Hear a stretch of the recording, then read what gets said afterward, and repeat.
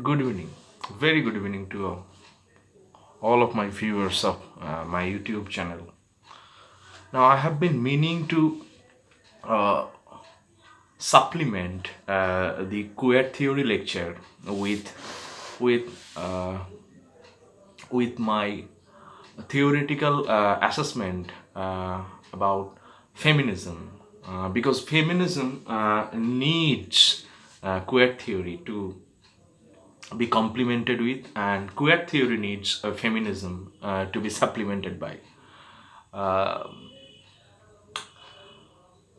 what we need is a sort of post-colonial, deconstructionist uh, queer feminism. In that regard, you might say Jacques Derrida is also a post-structuralist feminist. Yes, is Jacques Derrida a post-structuralist feminist? Very much is, yes, since Derrida has subverted uh, the entire Western epistemological rubric of phallogocentrism. Now,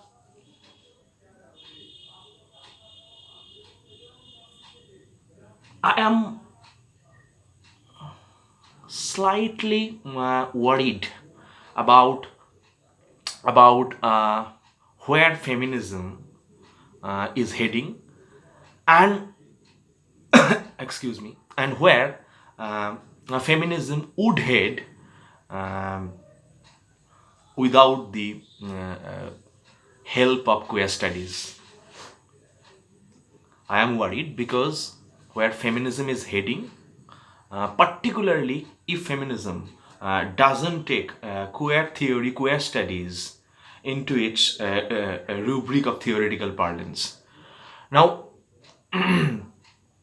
where does or why does queer study feature in feminism, or why do I think queer studies has a huge, potentially huge role to play in the theoretical development, progress of feminist critical thoughts? I have seen a couple of movies of late. A. Mardaani 2, and B. Submangal Jada Sabdan. And both of them made me very, very angry, upset, and disappointed. Extremely disappointed. I am disappointed uh, with the way homosexuality is portrayed in Submangal Jada Sabdan, and I am upset, very, very angry actually, upset and disappointed with the way feminism is portrayed in movies like Mardaani, Mardaani 2, or even Key and Ka for that matter. Now, you might wonder, my YouTube viewers might wonder why I am upset, why I am disappointed, so much so that I mean to make a YouTube upload of that. This is the reason. Let's start with Mardaani, Mardaani 2, or Ki and Ka. What we are getting in the name of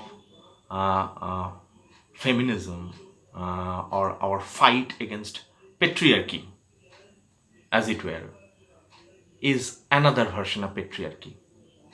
Let me clarify this. Movies like Mardaani, Mardaani 2, they are replacing patriarchy with patriarchy in the name of feminism. It sounds ironical, it sounds little outlandish, but unfortunately, that's the way it has been. Movies like Mardaani, Mardaani 2, they are replacing patriarchy with another version, another form of patriarchy. And some people find it feminist. Extraordinary. I mean, people who are finding feminism in movies like Mardaani 2, I mean, get alive. Go back, get some education, and come back and talk. There is no tinge of feminism in movies like Mardaani 2. Yes. Because patriarchy is a sort of self mutating vaccine proof coronavirus. Yes. And when you are fighting against such coronavirus like patriarchy, you are also having to adjust and update and mutate yourself simultaneously. Now, Mardaani 2 or Mardaani 1 or the initial installment of Mardaani, they repeat exactly the stops that patriarchy does. Because the whole pre-assumption is based on the fact that there is a stable sex body that is male and that is built upon the superstructure, that is stable gender, that is masculine. Then there is a stable desire, that is sexuality, that is heterosexuality, because since male and masculines obviously desire us of femininity. And then rape, then heterosexuality, and a woman who is sexed female starts performing gendered verb of masculinity, SP, the role that Rani Mukherjee played, and started bashing around all the rapists. Again, one more thing is that these kind of movies like Mardaani 2, I don't know how, but they give us the impression that almost all the Mards are rapists. We brush our teeth in the morning, have our breakfast, and then go out to rape all the women in the world. All men are rapists. All women are rape victims. But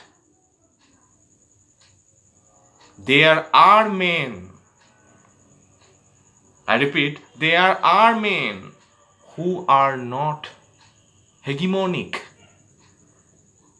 There are men whom the feminist can try and develop strategic essentialism to fight against the metaphysics of substance of the coronavirus called patriarchy. But no, you want to beat patriarchy with patriarchy, beat it. And all you do is celebrate patriarchy in the process as well. And the worst part is that you think you're doing something that a feminist is expected to. Congratulations. God save these feminists who are just another version of patriarchy. And I call it,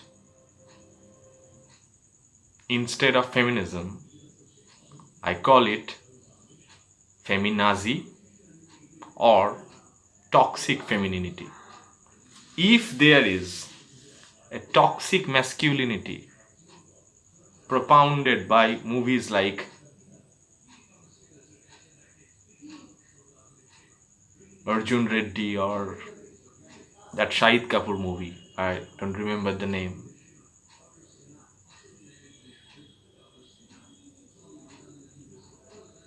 If Kabir Singh, yes, I got that name. Remember. So if Kabir Singh promotes toxic masculinity, if Kabir Singh promotes toxic masculinity, then movies like Mardaani 2 promotes toxic femininity. Yes. And if we have to have any minimum hope of fighting against patriarchy, toxic masculinity is as much dangerous, harmful as toxic femininity is. So I strongly denounce both the toxic masculinity of Arjun Reddy or Kabir Singh as much as I loathe, criticize, and discourage and denounce the toxic femininity of Mardaani 2. And if toxic masculinity is patriarchal, so is toxic femininity. And if we want to camouflage toxic femininity within the bouquet of feminism, good luck to those feminists. Patriarchy would be smiling on the other side of its face. And on the concluding note, I remind you that both toxic masculinity of Kabir Singh and toxic femininity of Mardaani 2 stand absolutely 0% theoretical chance of subverting heteropatriarchy, heterosexuality, and heteronormativity. On the other hand, all the movies like Mardaani 2 does, they promote patriarchy. Yes, Mardaani 2 promotes patriarchy big time. Even if you think of movies like Pink, there was a huge hue and cry that wow, what a wonderful feminist movie we have run into. Thank you Bollywood, love you Bollywood for producing such strong female characters. Okay, really? Good. This is my answer about Pink, the movie that Amitabh Bachchan, Tapsi Pannu and others starred, is that it always needs a male advocate.